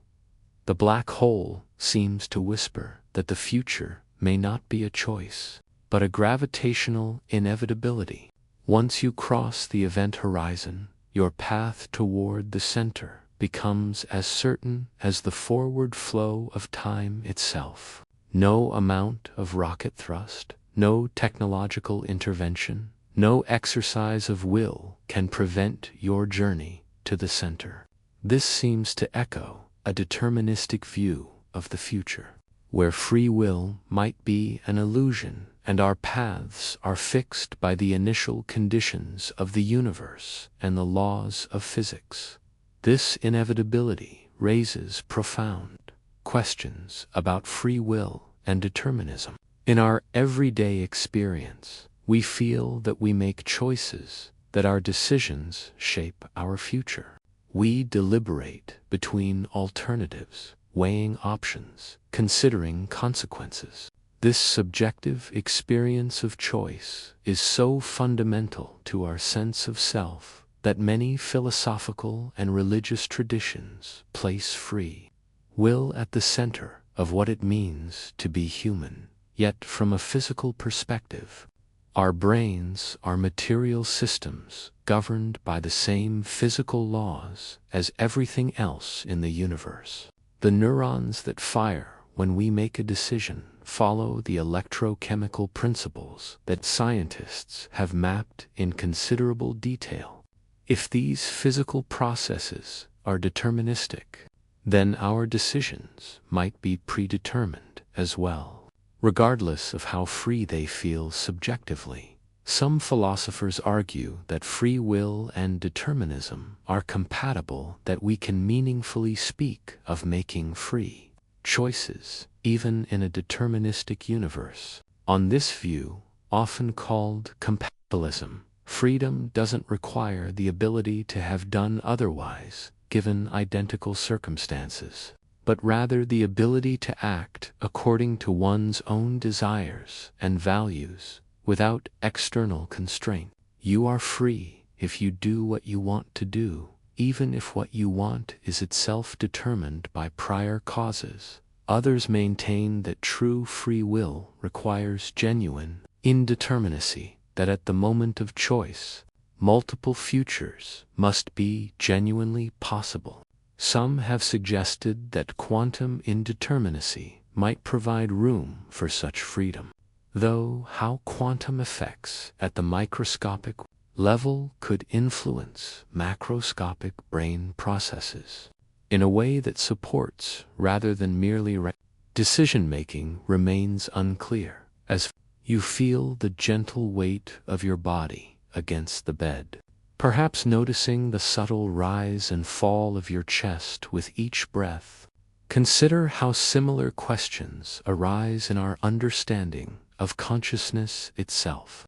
How does subjective experience, the feeling of being you, with your particular perspective on the world, emerge from the physical processes in your brain?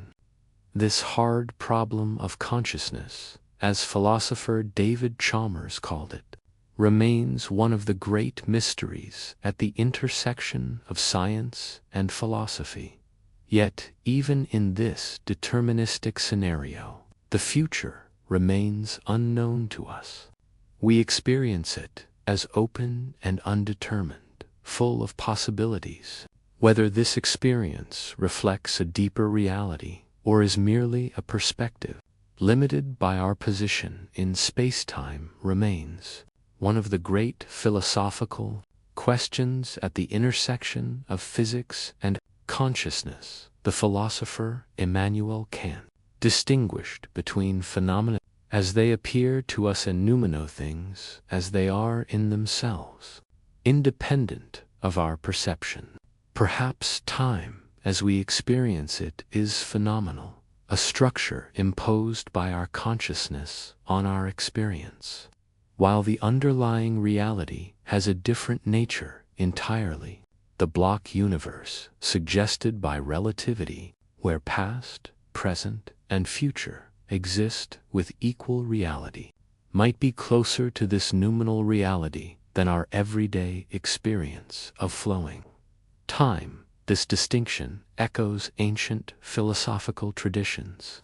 Plato's allegory of the cave depicts humans as prisoners watching shadows on a wall, mistaking these shadows for reality while remaining unaware of the objects casting them.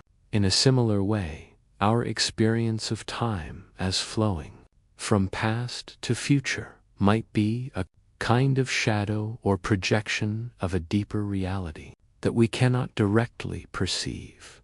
Eastern philosophical traditions often present a different perspective on time. In Buddhism, the concept of anicca impermanence emphasizes that all phenomena are in constant flux, arising and passing away moment by moment. Rather than seeing time as a thing that flows, this view sees flow itself as the fundamental reality. In Zen Buddhism, the emphasis on being fully present in each moment suggests a different relationship with time, not as a river carrying us from past to future, but as an eternal now that contains all of reality. As you rest in this quiet moment, perhaps feeling the gentle weight of your body against the surface supporting you, consider how the apparent one-way nature of time shapes our experience of life. We remember the past, but not the future. We can influence the future, but not the past. This asymmetry gives our lives a direction, a sense of purpose and possibility. It allows for growth, learning, and evolution. This temporal asymmetry is reflected in many aspects of our experience. We feel nostalgia for the past, but anticipation or anxiety about the future. We experience regret over past actions, but hope for future possibilities. We can form detailed memories of past events, but can only imagine future ones. This psychological arrow of time aligns with the thermodynamic arrow, the tendency of entropy to increase. But why they align remains a deep question in the philosophy of time. Some physicists and philosophers, including the Austrian physicist Ludwig Boltzmann, have suggested that our perception of time's flow might be connected to entropy. In a universe where entropy tends to increase, complex structures like brains would be more likely to arise in regions where entropy is relatively low and increasing, rather than high and decreasing. Such brains would perceive time as flowing in the direction of increasing entropy. This perspective suggests that the psychological arrow of time might be a consequence of the thermodynamic arrow, which itself results from the special low-entropy condition of the early universe. The relationship between time and memory is particularly fascinating. Our memories create a personal timeline, a narrative that gives coherence to our sense of self.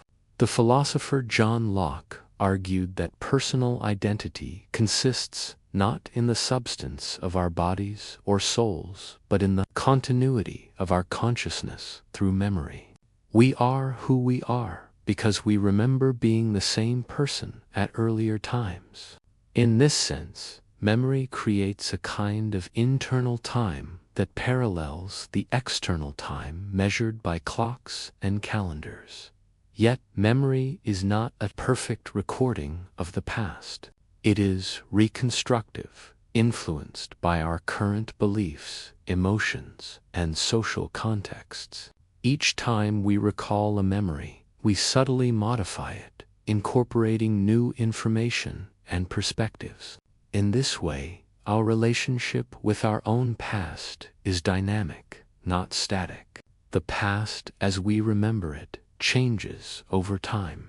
Even as the actual events recede further into the past, this malleability of memory reminds us that our relationship with time is not simply a passive experience of its flow, but an active process of interpretation and meaning-making. We construct narratives that connect past, present, and future, finding patterns and purpose in the sequence of events that constitute our lives. These narratives are neither purely objective records of what happened, nor entirely subjective fabrications, but something in between interpretations constrained by actual events, but shaped by our need for meaning and coherence. Hawking's radiation suggests that black holes fade, erasing what fell inside, yet leaving behind a cosmic memory. The discovery that black holes are not eternal but eventually evaporate through the emission of Hawking radiation changed our understanding of these cosmic objects. A black hole's lifetime is extraordinarily long. A black hole with the mass of our Sun would take about 1,067 years to evaporate, far longer than the current age of the universe. But given enough time, even the most massive black holes will eventually disappear, returning their energy to the universe in the form of radiation. Hawking's discovery came from applying quantum field theory to the curved spacetime near a black hole's event horizon. In quantum field theory, empty space is not truly empty, but filled with quantum fluctuations, the temporary appearance of particle and typical pairs that quickly annihilate each other. Near the event horizon of a black hole, Hawking realized these virtual particles could be separated before they annihilate. One might fall into the black hole, while the other escapes to infinity, appearing to a distant observer as radiation emitted by the black hole. This radiation has a thermal spectrum, like the radiation emitted by any hot object, with a temperature inversely proportional to the black hole's mass. Smaller black holes are hotter and evaporate more quickly. Larger ones are cooler and last longer. A black hole with the mass of our Sun would have a temperature of only about 1/10,000,000th of a degree above absolute zero, far colder than the cosmic microwave background radiation that fills the universe at about 2.7 degrees Kelvin. Such a black hole would actually absorb more energy from the cosmic background than it emits, causing it to grow rather than shrink. Only much smaller black holes, which might have formed in the extreme conditions of the early universe, would be hot enough to lose mass through Hawking radiation faster than they gain it from the cosmic background. As a black hole evaporates, it grows hotter and radiates more intensely, accelerating the evaporation process. In its final moments, a black hole would emit an enormous burst of energy, a final flash, before disappearing completely. If such terminal evaporations have occurred since the beginning of the universe, they might be detectable as brief gamma-ray bursts, though distinguishing them from other astrophysical sources of gamma rays would be challenging. This evaporation process raises profound questions about the ultimate fate of information that falls into black holes. If black holes eventually disappear completely, what happens to all the information they contained? Is it permanently lost, challenging the principles of quantum mechanics? Or is it somehow preserved in the pattern of radiation emitted during the evaporation process? This question is not merely academic, but touches on fundamental principles in physics. Quantum mechanics is based on unitary evolution, the idea that quantum states evolve in a way that preserves information. If you know the exact quantum state of a system at one time, you should, in principle, be able to predict its state at any future time, or retrodict its state at any past time. The equations are reversible. But if information can be permanently lost in a black hole, this principle would be violated, creating what physicists call the black hole information paradox. When Hawking first discovered black hole radiation, he believed that it would be purely thermal, carrying no information about what had fallen into the black hole. This would mean that information would indeed be permanently lost, conclusion that troubled many physicists, including Hawking himself. The debate over this paradox has engaged some of the greatest minds in theoretical physics for decades, leading to new insights not just about black holes, but about the nature of space, time, and information itself. Perhaps nothing is ever truly destroyed, encrypted within the ashes of evaporating stars. This perspective aligns with a principle in quantum mechanics that information cannot be created or destroyed, only transformed. It suggests that even though the specific arrangement of matter that fell into a black hole is lost, the information describing that arrangement is preserved in some form, perhaps encoded in subtle correlations in the Hawking radiation emitted during evaporation. 1. Proposed resolution to the information paradox involves holography, the idea that all the information about a volume of space can be encoded on its two-dimensional boundary, much as a hologram can represent a three-dimensional image on a two-dimensional surface. This principle is formalized in the anti-de Sitter conformal field theory, ADS, CFT, correspondence proposed by Juan Maldacena in 1997 suggests that the information about what falls into a black hole might be preserved on its event horizon, like data written on the surface of a cosmic hard drive. In 2004, Hawking himself changed his position on the information paradox, conceding that information probably is preserved in black hole evaporation. His shift came after considering how quantum fluctuations might affect the event horizon, potentially allowing information to escape in subtle correlations in the Hawking radiation. While the details of how this might work remain an active area of research, the consensus among many physicists now leans toward information preservation rather than loss. If this is true, then black holes do not represent a final endpoint where information is permanently lost, but rather an extraordinarily complex encryption process, scrambling information into a form that is, for all practical purposes, irretrievable, but nonetheless still present in the universe.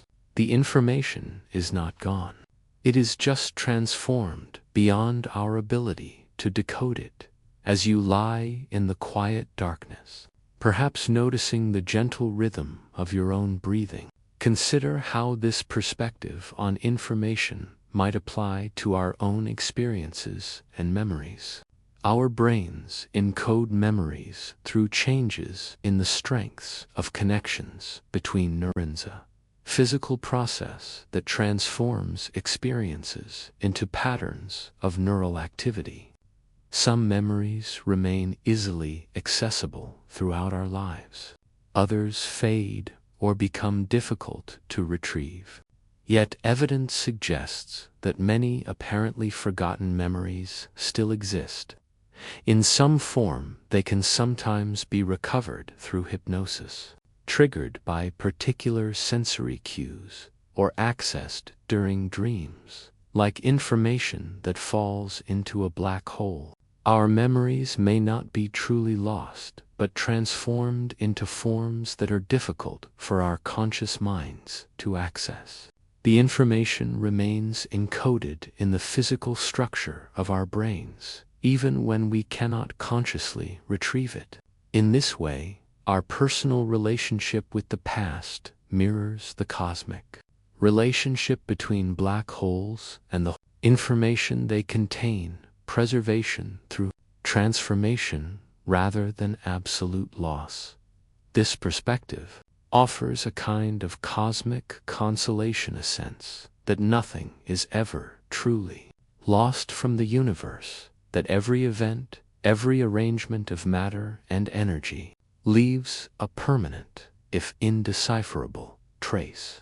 Like the fading ripples from a stone thrown into a pond, the effects of every action continue to influence the universe in subtle ways long after the action itself has ended. The poet T.S. Eliot captured something of this idea in the opening lines of his 4 quartets. Time present and time past are both, perhaps, present in time future, and time future contained in time past. If all time is eternally present, all time is unredeemable. These lines suggest a view of time where past, present, and future are not separate and sequential, but interconnected and mutually containing. The past lives on in the present and shapes the future. The future is already implicit in the past and present. This poetic vision resonates with both the block universe perspective, suggested by relativity, and the preservation of information, suggested by quantum mechanics. If you enter, are you traveling into the future, or are you dissolving into a timeless now? This question captures the dual nature of black holes in relation to time. On one hand, crossing the event horizon can be seen as a journey into the distant future of the external universe. As time dilation stretches moments outside the black hole into eons from the perspective of the falling observer. On the other hand, it can be viewed as an entry into a region where the normal flow of time breaks down, where the future becomes as fixed and inevitable as we perceive the past to be. Perhaps it is both a journey to a place where our usual distinctions between past, present, and future lose their meaning, where time becomes something other than the linear progression we experience in our daily lives. The black hole might be seen as a gateway to a different relationship with time itself, one that transcends our ordinary experience. This dual nature of black holes as both temporal accelerators and timeless regions reflects a broader duality in our understanding of time. On one hand, we experience time as a flow, a succession of moments. On the other hand, physics suggests a view of time as a dimension where all moments exist with equal reality. The philosopher J.M.E. McTaggart distinguished between two ways of ordering events in time: the Spacetime, which categorizes events as past, present, or future, a perspective that changes as time passes, and the B-series, which orders events by their fixed relations of earlier than and later than, a perspective that remains unchanged. The A-series corresponds to our subjective experience of time's flow. The B-series aligns with the more static view suggested by relativity. Perhaps both perspectives capture aspects of a reality too rich and complex for any single conceptual framework to encompass completely. The flow of time may be both real and illusory as an aspect of our conscious experience. Illusory as an objective feature of physical reality, independent of observers. The block universe may be both true and incomplete true as a description of the four-dimensional spacetime continuum. Incomplete as an account of why we experience only one moment as now, and why that now seems to move forward as moonlight filters through your window, casting gentle shadows on the walls around you. Consider how these cosmic perspectives might inform our understanding of our own brief lives. We too exist in a universe where time flows in one direction, where entropy increases, where the past is accessible only through memory and record. Yet within this flowing river of time, we create meaning, connection, and beauty. We leave Trisaison, the lives we touch, the works we create, the changes we bring about in the world around us. Our lives, like light falling toward a black hole, follow paths shaped by the curvature of space-time. We cannot escape the forward flow of time or the eventual end of our physical existence. Yet within these constraints, we find room for choice, for creativity, for love. We are both subject to time's arrow and authors of our own stories within its constraints. The patterns of moonlight on your wall slowly shift as the moon moves across the night sky, visible reminder of Earth's rotation, of the celestial dance that has marked time for countless generations before us. These patterns are both ephemeral, lasting only for the nighthand part of an ancient rhythm that has continued for billions of years and will continue for billions more. In a similar way, our individual lives are both fleeting and part of a larger pattern that extends far beyond us in time. The mystery remains. Black holes are both tombs and doorways, endings and beginnings interwoven.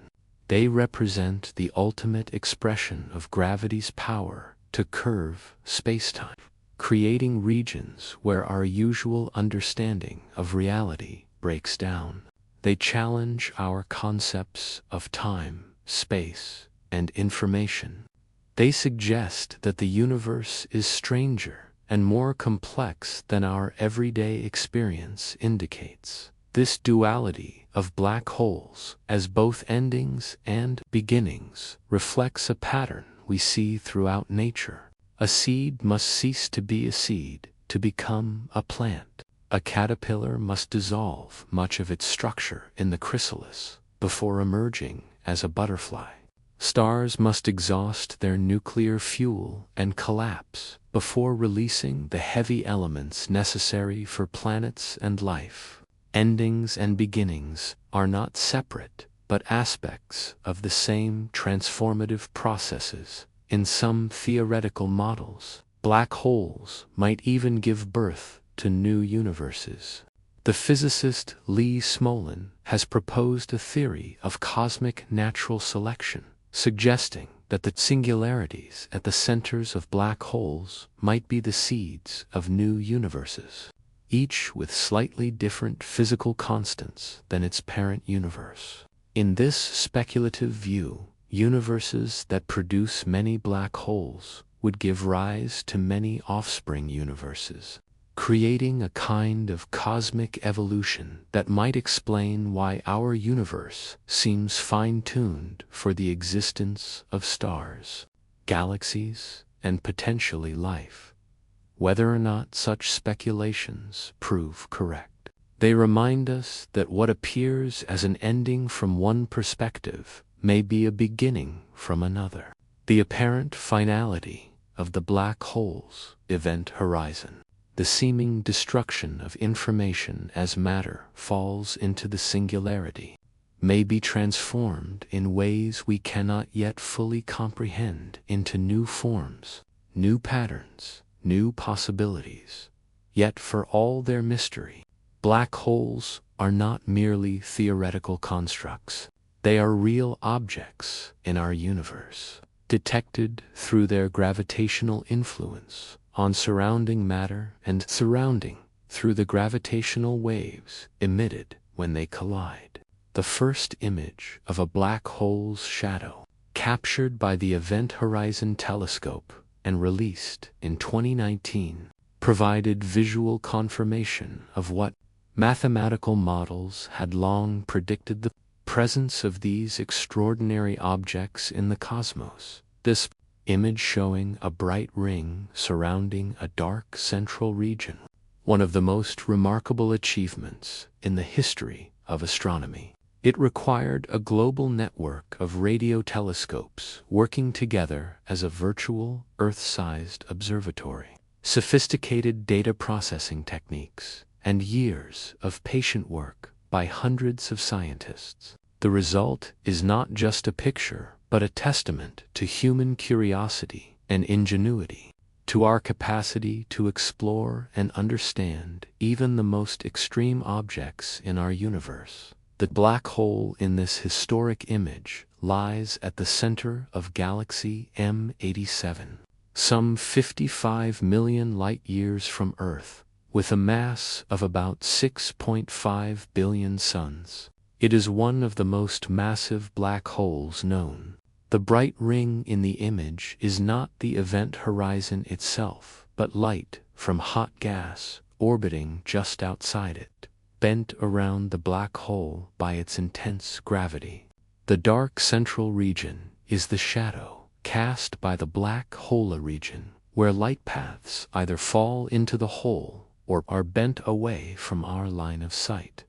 In 2022, astronomers using the same technique captured an image of Sagittarius A*, the supermassive black hole at the center of our own Milky Way galaxy. Despite being much closer to Earth, about 26,000 light-years away, Sagittarius A* was more difficult to image because it is much smaller than the M87 black hole, and the gas around it moves much more quickly, changing on timescales of minutes rather than days. The resulting image confirmed what decades of observations of stars orbiting an invisible central mass had already strongly suggested that a supermassive black hole indeed lurks at the heart of our galaxy. Beyond these direct images, astronomers have found evidence for black holes through various indirect methods. Some black holes reveal their presence through their effects on nearby stars.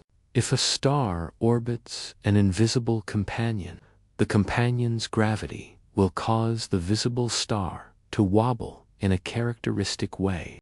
By analyzing this wobble, astronomers can determine the mass of the invisible object.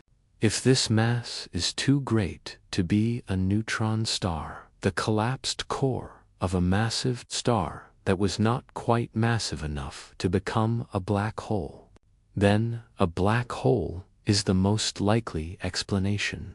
Other black holes announce themselves more dramatically by consuming matter from their surroundings. As gas and dust fall toward a black hole, they form an accretion disk, swirling maelstrom of matter heated to millions of degrees by friction and gravitational compression. This superheated material emits radiation across the electromagnetic spectrum, from radio waves to X-rays. Some of the most luminous objects in the universe, including quasars and active galactic nuclei, are powered by supermassive black holes feeding on surrounding matter. In 2015, the Laser Interferometer Gravitational Wave Observatory LIGO detected gravitational waves ripples in the fabric of spacetime produced by the collision and merger of two black holes some 1.3 billion light-years away.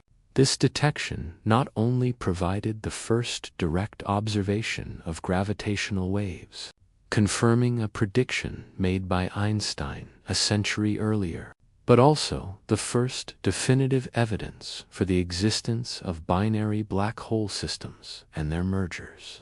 Since then, dozens of additional black hole mergers have been detected, allowing astronomers to begin mapping the population of black holes in our universe and testing general relativity under the most extreme conditions. As you drift toward sleep, perhaps feeling your thoughts becoming more diffuse and dreamlike, consider how remarkable it is that we, beings of flesh and consciousness, can comprehend these distant cosmic objects through the language of mathematics and physics. Our understanding of black holes represents one of the great achievements of human thought, the ability to perceive and describe aspects of reality far beyond our direct experience.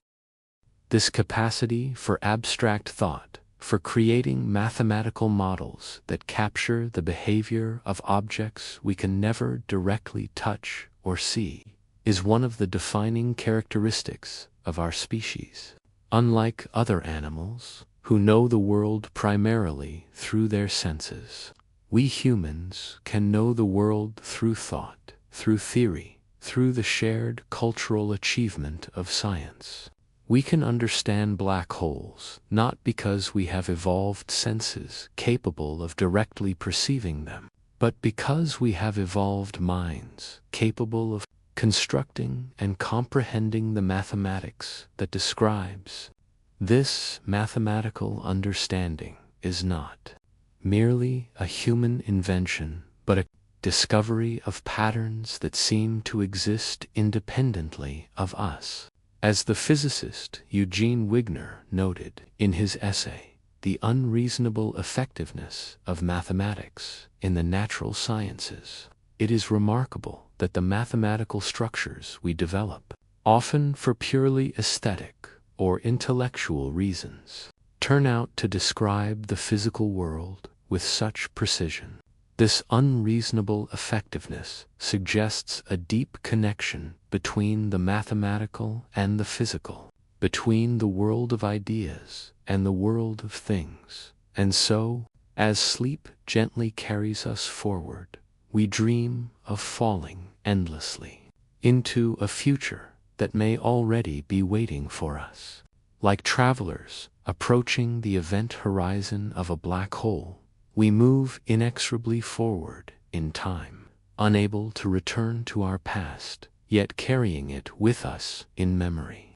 The future unfolds before us, shaped by the past, but not entirely determined by it, full of both inevitability and possibility.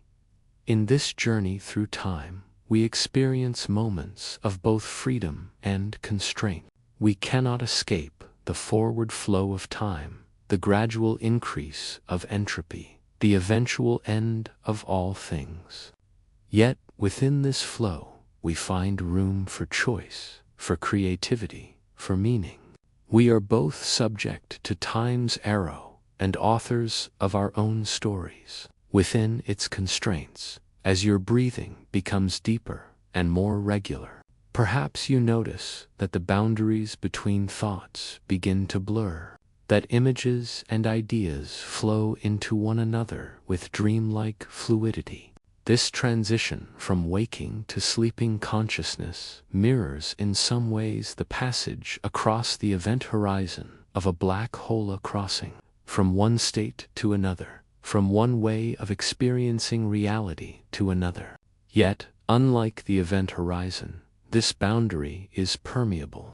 You will return from sleep to wakefulness, carrying fragments of dreams back with you into conscious awareness. Black holes remind us that the universe contains regions where the rules we take for granted no longer apply, where time and space behave in ways that challenge our understanding. They invite us to expand our conception of reality, to recognize that our everyday experience represents just one perspective on a universe that is far richer and more varied than we might otherwise imagine. This recognition of the limits of our ordinary understanding need not diminish our sense of wonder, but can enhance it. As the philosopher Martin Heidegger suggested, it is precisely in confronting the boundaries of our comprehension that we may gain the deepest insights into the nature of existence. The mystery of black holes is not a failure of our theories, but a sign of their success. They have led us to the edges of our current understanding, pointing toward deeper truths yet to be discovered. As your consciousness perhaps drifts toward sleep, carry with you this sense of wonder about the nature of time and space. The questions raised by black holes remain open, inviting further exploration and contemplation. Perhaps the answers lie not in choosing one perspective over all others, but in recognizing that time is more complex and mysterious than any single viewpoint can fully capture. Whatever the ultimate nature of time may be, there's something profound about how we humans relate to it, how we remember and anticipate, how we create meaning by connecting past, present, and future.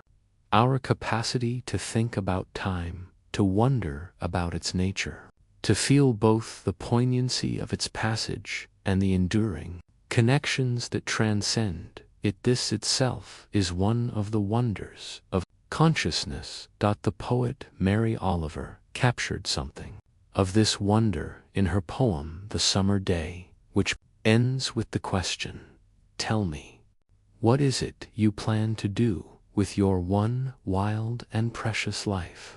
This question reminds us that our time is both limited and valuable, that the choices we make within the constraints of our brief lives matter, whether or not the past still exists somewhere in the cosmic memory, whether or not the future is already written in the fabric of spacetime.